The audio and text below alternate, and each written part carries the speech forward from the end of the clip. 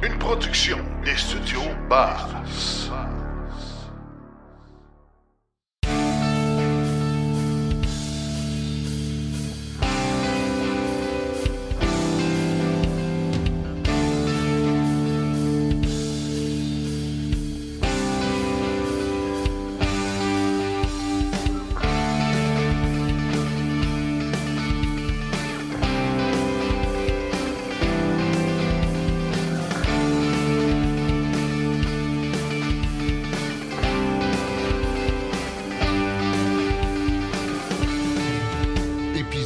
Hors série. Un événement qui a été annoncé lors du Salon du véhicule électrique de Québec, c'est le Grand Rallye électrique 2022.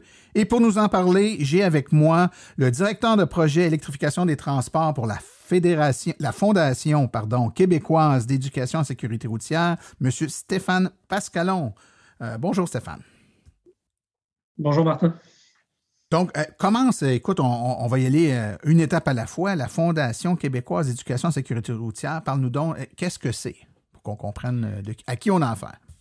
La Fondation, c'est un organisme à but non lucratif qui a pour objectif de sensibiliser les jeunes, principalement sur la sécurité routière.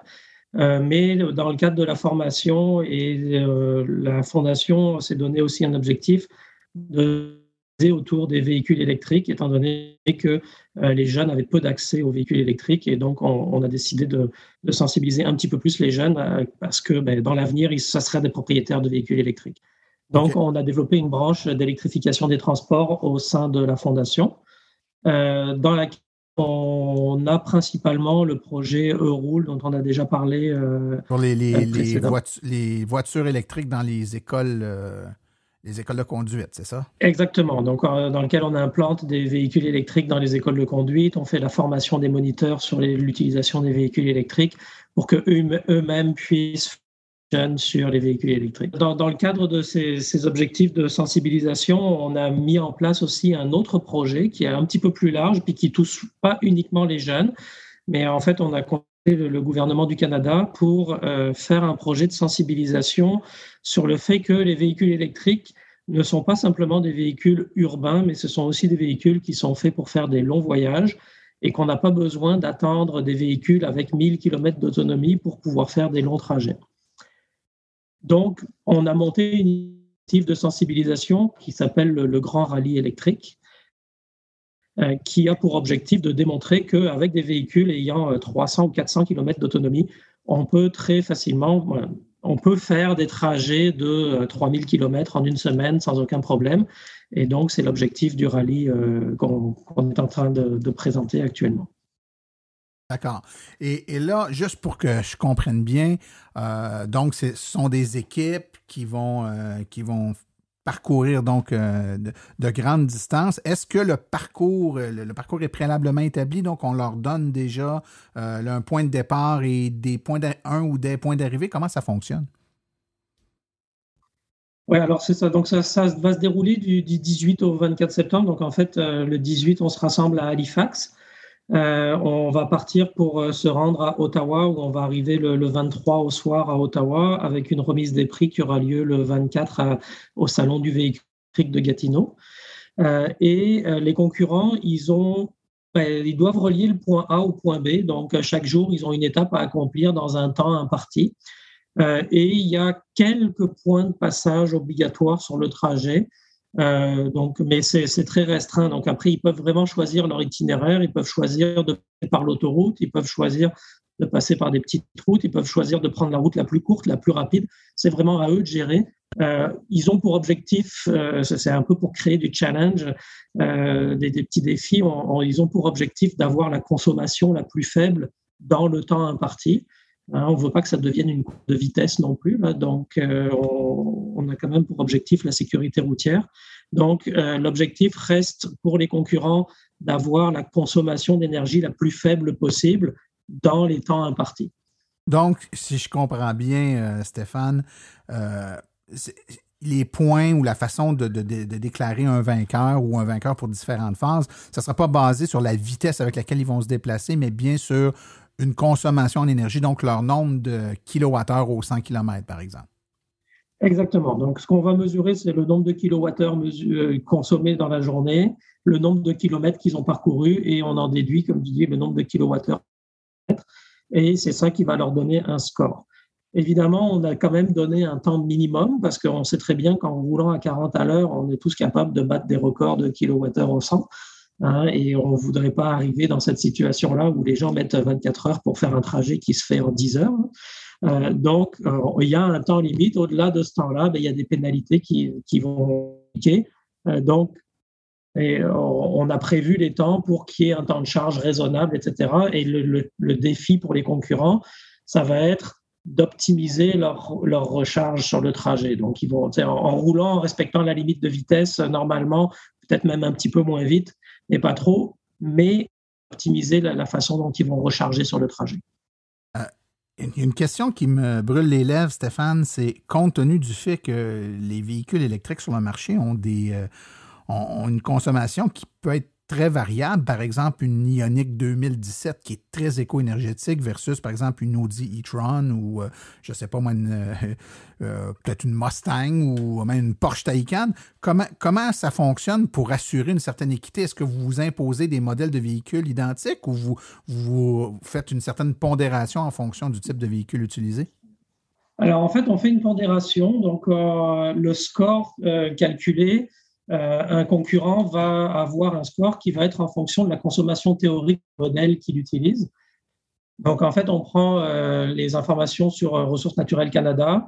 On a combiné 20% de ville, 80% de route. La consommation ville, 20%, consommation sur route, 80%, puisqu'on fait beaucoup de routes dans notre trajet. Ça nous donne une consommation théorique du modèle. On prend cette consommation théorique du modèle par la consommation réelle du véhicule. Et à partir de là, ça nous donne un score. Donc, si on a consommé exactement la même chose que la consommation théorique du modèle, on arrive à la fin avec un score de 100. D'accord ? Si on a consommé 2 fois plus que la consommation théorique du modèle, on va arriver avec un score de 50. Et si on a 2 fois moins, on va arriver avec un score de 200. D'accord ? Et donc, ça veut dire que plus on a un score élevé, mieux on a performé par rapport aux performances du véhicule. Donc, c'est une consommation. Le score est donné par rapport à la consommation réelle versus la valeur nominale du modèle qu'on a et non pas une équipe par rapport à une autre équipe. On ne compare pas les équipes entre elles, on compare chaque équipe se compare au score qu'elle a obtenu versus le score moyen attendu, annoncé selon le site de Ressources naturelles Canada. C'est ça, exactement. Donc, le score cible, c'est d'avoir 100 en quelque sorte. Ça veut dire qu'on a eu exactement la même consommation que Naturel Canada a mesuré sur ce véhicule-là. Et puis, si on arrive à faire mieux, on arrive à faire mieux. Donc, comme ça ne pénalise pas un véhicule qui est très énergivore. Il peut quand même participer. Donc, d'ailleurs, on a même un F-150 Lightning qui participe au rallye, qui est quand même le véhicule le plus énergivore sur le marché aujourd'hui, mais ils partent avec une cote qui est quand même assez élevée. Donc, il y a quand même une chance de gagner dans la mesure où le conducteur du dit véhicule pourrait être hyper éco-énergétique pour un F-150 versus qu'un F-150 devrait consommer en temps normal. Donc, c'est tout à fait c'est intéressant parce que ça décloisonne et ça fait en sorte qu'un tout petit véhicule peut compétitionner avec presque à armes égales avec un très gros véhicule finalement. Puis tout va être dans l'art de faire les bons choix de route, les bons choix de type de conduite, etc. Est-ce qu'il y a des pratiques de conduite ou des astuces, je ne sais pas comment les qualifier, de déloyales ou d'illégales qui ont été identifiées? Donc, vous n'avez pas le droit de, parce qu'il y a plein de petits trucs pour augmenter sa performance. Certains de ces trucs pourraient être considérés comme à la limite de la triche, non? Alors, on sait qu'il y en a pas mal de petits trucs en effet, qui peuvent améliorer, etc. On n'a pas mis de limitation là-dessus. C'est notre première édition. On voudrait laisser la chance à chacun d'essayer les petits trucs. On verra si ça devient vraiment trop déloyal, de peut-être adapter les règles en fonction de ça. Mais actuellement, il n'y a pas de limitation de ce point de vue-là. Donc, on espère que les concurrents vont tous être fair play et pas essayer de trop abuser de certaines choses. Par contre, la façon dont le rallye se déroule, donc les équipages ont une compétition individuelle, mais il y a aussi une compétition par équipe. Donc les équipages sont regroupés par groupe au sein d'une équipe. Et et il y a une petite compétition en équipe avec des prix à gagner. Et là, il peut y avoir une stratégie d'équipe. Donc, les trois équipages de la même équipe qui partent en même temps, donc 3 véhicules composent une équipe, eux peuvent trouver une stratégie pour améliorer leur performance, favoriser un membre de leur équipe au détriment des autres pour faire gagner leur équipe. Je comprends. Donc, il y a vraiment un aspect stratégie qui entre en ligne de compte là, dû au fait qu'il y a plusieurs véhicules dans la même équipe. Et il y a plus qu'une personne par véhicule? Est-ce que c'est un conducteur? Oui, il y a un pilote, un copilote. Donc, en fait, il y a 2 pilotes, on va dire, parce que on fait quand même des trajets qui sont relativement longs. Là. En moyenne, c'est 600 km par jour. Donc, c'est quand même un grand nombre d'heures de conduite. Donc, c'est certain que c'est mieux d'alterner les chauffeurs dans cette situation-là. Et donc, c'est 2 personnes par véhicule. Et puis 3 véhicules par équipe. Et après, si une équipe n'a pas envie de travailler en équipe, ils veulent faire 3 individuels, ils peuvent le faire. Et c'est à leur désavantage pour le classement par équipe. Donc, le départ se fait de Halifax, l'arrivée se fait à Ottawa, c'est ça? C'est ça. Ouais. Et de quelle façon les équipes se composent? Alors, actuellement, c'est des gens qui sont intéressés, qui vont sur votre site web et qui manifestent leur intérêt. De quelle façon les équipes sont composées? Oui, en fait, c'est ça. Depuis qu'on a fait l'annonce au mois de juin, on a fait des annonces dans différents groupes de propriétaires de véhicules électriques auprès de différentes compagnies, etc. Et donc, il y a plusieurs équipages qui se sont inscrits. Actuellement, il nous reste une place. Donc, si vous la voulez, dépêchez-vous de nous contacter. Il reste une place de disponible encore. Donc, mais on a des équipages qui viennent du Québec, de l'Ontario, de la Nouvelle-Écosse. Donc, on a toute une variété d'équipages. C'est des propriétaires de véhicules, des passionnés, des novices. On a des gens qui veulent juste tenter l'aventure et qui veulent apprendre. Donc, c'est très intéressant. Donc, on a vraiment toute une panoplie d'équipages assez vaste. Une question, est-ce qu'il y a des prix? Tu as parlé tantôt de prix là, pour les équipes, donc de la façon dont ça va être géré, mais est-ce qu'il y a un grand prix, l'équipe gagnante, est-ce qu'il y a un prix qui est remis à la fin de tout ça ou c'est pour l'honneur? Non, il y a des prix, c'est pas des prix faramineux, on les a pas encore annoncés publiquement, mais c'est des prix qui ressemblent à, on peut gagner des nuits d'hôtel, des sets de pneus, des bornes de recharge, c'est quand même assez large. Et en fait, pour le public qui suit le rallye, il y a quelque chose d'intéressant, c'est qu'il va y avoir une borne de recharge à gagner chaque jour pour les gens qui suivent le rallye. Donc, il faudra nous suivre sur les réseaux sociaux, etc. Et chaque jour, il y aura un tirage pour une borne de recharge parmi les gens qui suivent. Donc, il y a des prix aussi pour les gens qui suivent le rallye. Mais oui, il y a plusieurs prix, donc on va diffuser ça très prochainement.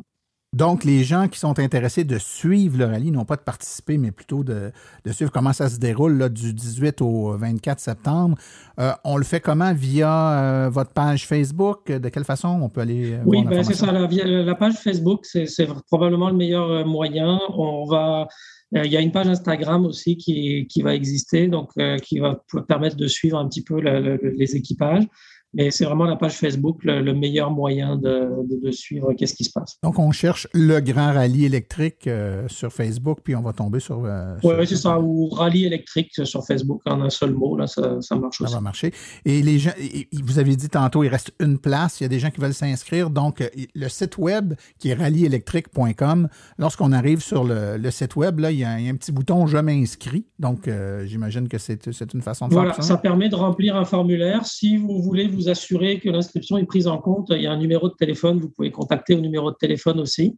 On va pouvoir répondre. Mais c'est ça, il reste une place de disponible. Donc, si vous voulez participer à cette aventure, c'est un très beau défi. Venez vous mesurer. Je vous dis, on a... Dans les véhicules, c'est intéressant parce qu'on a une panoplie, que je disais tout à l'heure, on a un F-150 Lightning, on a une Porsche Taycan GTS, puis on a des Chevrolet Bolt et des Kia Soul. Donc, on a vraiment une panoplie assez large de véhicules, des Polestar, etc. Donc, c'est vraiment très intéressant. On va vraiment voir quelque chose d'intéressant. Ben écoute, Stéphane, je ne sais pas si tu as piqué la curiosité de tout le monde, mais tu as piqué la mienne, ça c'est bien certain. Content de savoir qu'au Salon du véhicule électrique en Outaouais, on va avoir les résultats, donc les gagnants vont être annoncés. Moi, j'aimerais bien, suite au rallye, être capable de te reparler, d'avoir les impressions, puis peut-être même réussir à avoir en entrevue les participants, les gagnants de ce grand rallye-là pour avoir leur impression sur l'événement en question. Donc, je vous rappelle, le Grand Rallye électrique, vous avez le site web, donc ça s'appelle rallyeélectrique.com, où vous tapez Rallye électrique sur Facebook, vous allez avoir la page Facebook également, et on va mettre les liens là, dans les informations liées au balado d'aujourd'hui. Donc, Stéphane Pascalon, qui est le directeur de projet électrification des transports pour la Fondation québécoise d'éducation en sécurité routière, merci beaucoup pour toute l'information que tu nous as donnée aujourd'hui. Ben, merci beaucoup, Martin, et puis au plaisir de vous recroiser, de vous parler après le rallye. Ça va nous faire plaisir. Merci. Merci.